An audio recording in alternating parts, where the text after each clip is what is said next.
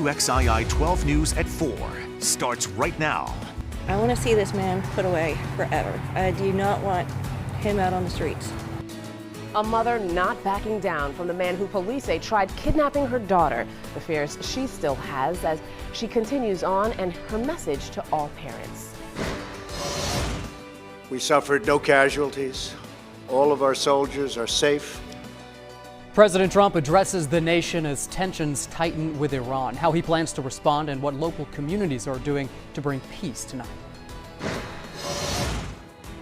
And there's a new ruler in town. A couple hours ago, we met Matt Rhule for the very first time, the new head coach of the Carolina Panthers. What made his final decision to come to Charlotte? Coming up.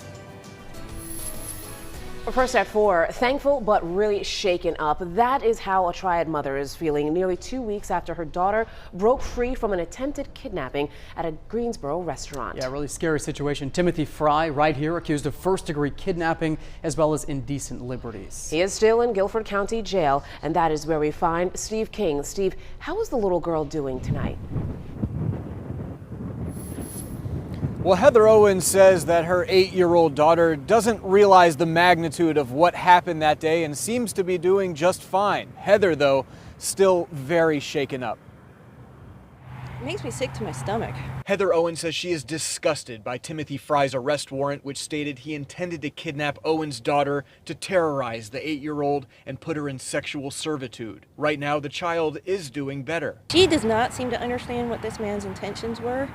So for her, it's back to life and her happy little world as usual. She's herself. But Owen is left shaken, recalling those terrifying moments when she says her daughter broke away from Fry at the Biscuitville on West Market Street in Greensboro on December 27th, when police say Fry grabbed the girl as she walked out of the bathroom. She was crying. Initially, the first thought was holding her, hugging her, and trying to calm her down. Are you okay? She's also grateful for the actions Cody Bird took that day. Cody intervened and snapped photos of Fry and his car, which police say was instrumental in officers finding Fry later that day. He's one in a million. I've told him that I told him that day he's a guardian angel. But also unsure what to do now. She says she's always wanted her daughter to understand independence. She likes to carry the tray herself. She likes the order under her name because it makes her feel like a big kid. And Owen thought her child could go to the bathroom herself while she kept an eye on her daughter. At larger public settings, Owen says she stays by her daughter's side. Owen and her daughter have been to this Biscuitville many times, but now. How do you teach your child to be independent when you don't want to let them out of your sight ever again? Especially when she doesn't understand why mom is like, no, you can't come back. Meanwhile, Fry remains here in the Guilford County Jail with a $300,000 bond.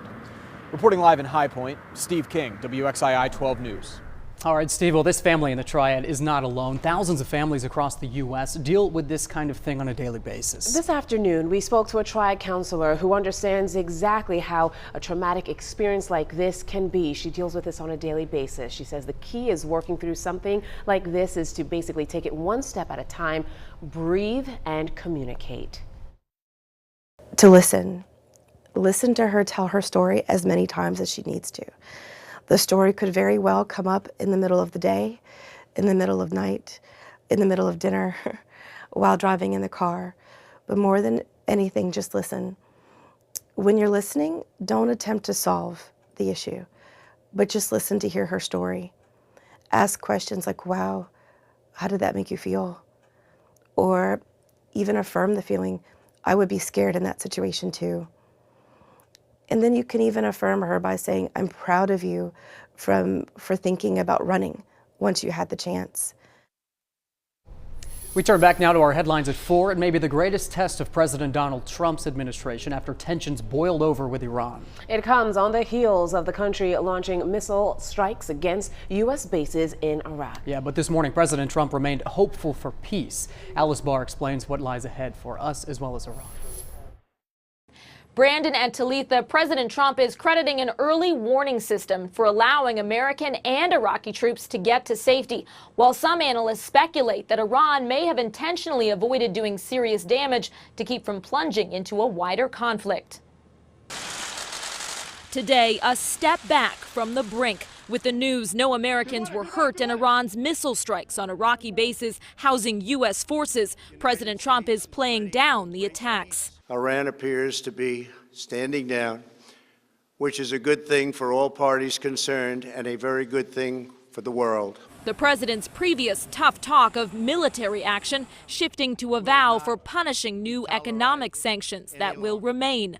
Until Iran changes its behavior. While saying he wants peace, the president began his statement with these words. Iran will never be allowed to have a nuclear weapon. And just hours after Iran's supreme leader called the missile strikes a slap in the face for the killing of its top general, the president again defended his decision to take out Qasem Soleimani. We took decisive action to stop a ruthless terrorist from threatening American lives. Top administration officials briefing lawmakers today on the intelligence behind the drone strike on Soleimani. The two parties coming away with vastly different impressions. Not only did the president make the right call, but that this was a clear and present danger. Utterly unpersuaded about any evidence about the imminence of a threat that was new or compelling.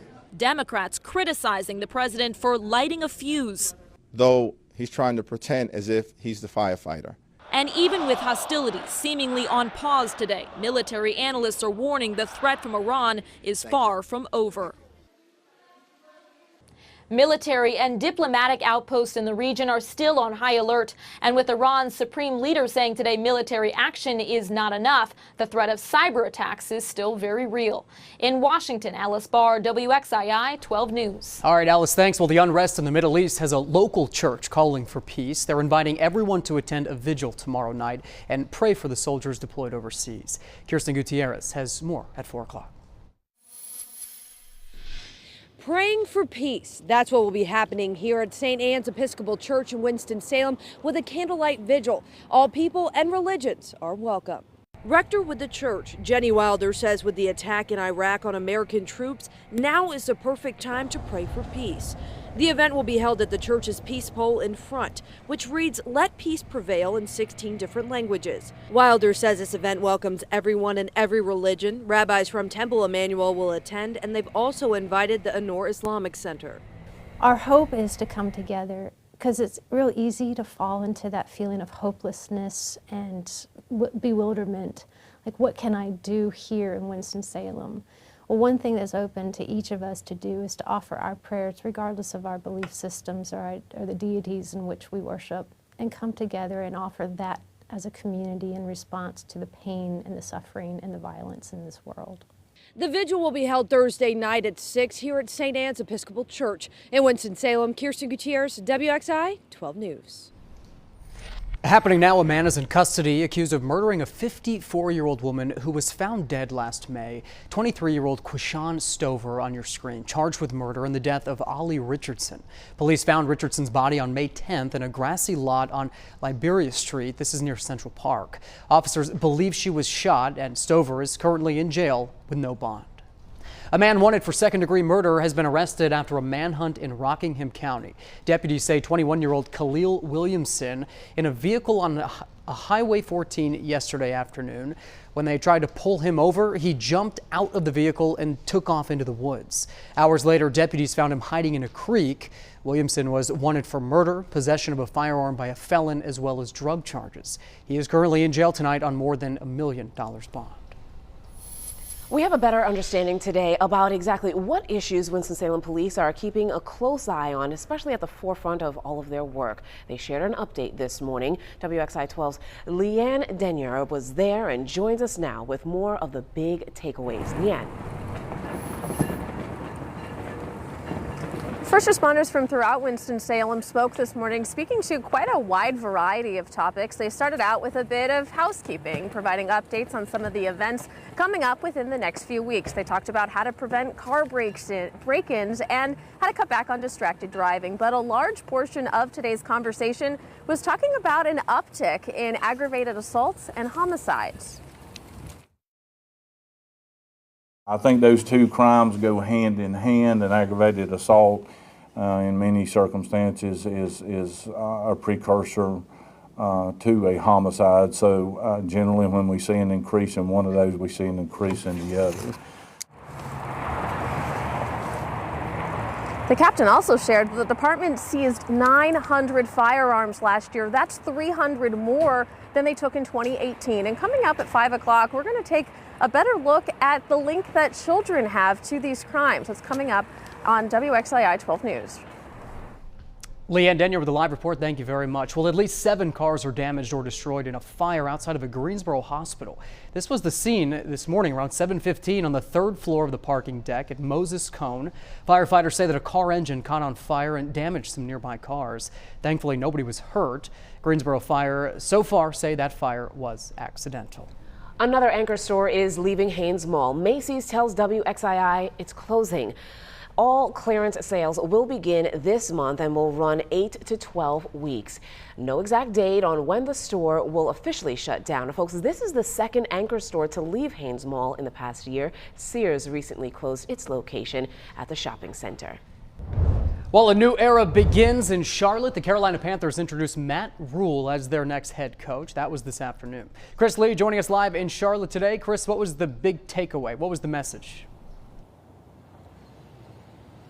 Brandon, Talitha, I just have to say this. Matt absolutely is an amazing person. It felt like we were watching a motivational speaker, not a new NFL head football coach. My day and other people's days who were here watching him, just their days just were better. My day was already great, but it just felt like great. I just wanted to go tackle somebody for this guy. No doubt, Matt Rhule is an amazing football coach. He knows what he's doing, and he knows what's going on with the organization. He's a likable guy. That came across in today's press conference to officially introduce him to Panthers fans. Now, Rhule went in depth on the interview that he had with Panthers owner David Tepper and general manager Marty Herney.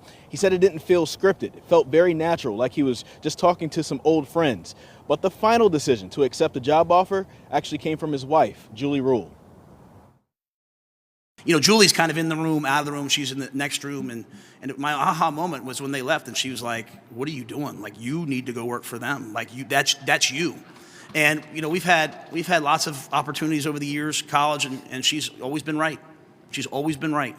And we've taken some jobs. People said, why are they going to Baylor? She's always said, go here because of those people. So I guess the big lesson coming away from this is, guys, always listen to your wife. It could get you $70 million. That's what it did for Matt Rhule. Also, he shared a story about his son. His son came downstairs and was like, Dad, did you accept the job? He's like, not yet, son. And his son said, Dad, you had one job, and stormed off. So, of course, you have to listen to your son and your wife, and maybe you can get $70 million from there. Hey, coming up at 5 o'clock, we're going to hear a little bit more from Matt Rhule on his decision to come to the Carolina Panthers as he is introduced as a new coach of the team today. Here in Charlotte, I'm Chris Lee, WXII 12 News.